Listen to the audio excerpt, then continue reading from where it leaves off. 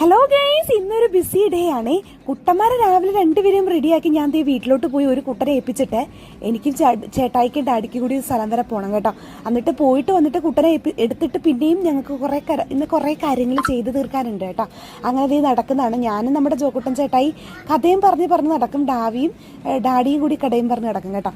അങ്ങനെ ഇത് പോയിട്ട് വന്നിട്ട് പിന്നെ നമ്മുടെ ഡാവിക്കുട്ടിനെ എടുത്ത് നമ്മളൊരു സ്ഥലം വരെ തിങ്കളാഴ്ച പോവുകയാണ്, ഒരു യാത്ര പോവുകയാണ്.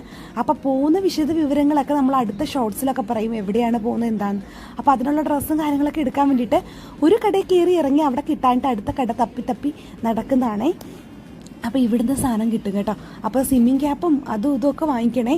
അപ്പം എല്ലാം കൂടി അറൗണ്ട് 500 രൂപയായി. ഡ്രസ്സും സ്വിമ്മിങ് ക്യാപ്പും ഒക്കെ വാങ്ങിച്ചു. ഇനിയും സാധനങ്ങൾ വാങ്ങിക്കാനുണ്ട് ഗൈസ്. അപ്പോൾ അതൊക്കെ വാങ്ങിക്കാൻ വേണ്ടിയിട്ട് ഞങ്ങൾ പോവാണ്.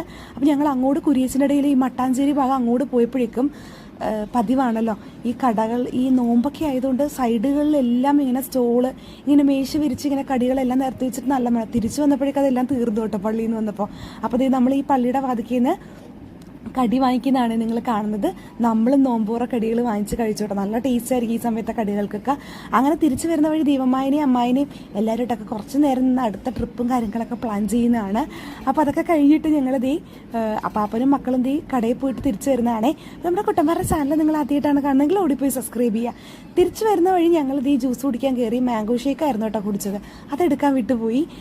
വീട്ടിൽ വന്നപ്പോൾ നല്ല മഴയായിരുന്നു. അതുകൊണ്ട് കുറച്ച് നേരം ഞാനും എൻ്റെ മക്കളും കൂടി ഉമ്മർത്തിരുന്നു. കുറച്ച് കഴിഞ്ഞപ്പോൾ കുട്ടന്മാർക്ക് വിശക്കണമെന്ന് പറഞ്ഞപ്പോൾ നല്ല ഞണ്ട് കറി വെച്ചിട്ട് നല്ല ചൂട് ഞണ്ട് കറിയായിരുന്നു. സൂപ്പറായിരുന്നു, രക്ഷയില്ലായിരുന്നു കേട്ടോ. ഒരു ഇച്ചിരി ഞണ്ട് കിട്ടിയത് അങ്ങനെ വറുത്തു. മീൻ വറുത്തതും ഉണ്ടായിരുന്നു. കറിയൊക്കെ ആയിട്ട് കുട്ടന്മാർക്ക് ചോറ് കൊടുക്കാൻ പോണേണേ. അപ്പോൾ ചോറൊക്കെ തിന്നിട്ട് കേട്ടോ. അപ്പോൾ അടുത്ത വീഡിയോ കാണാം.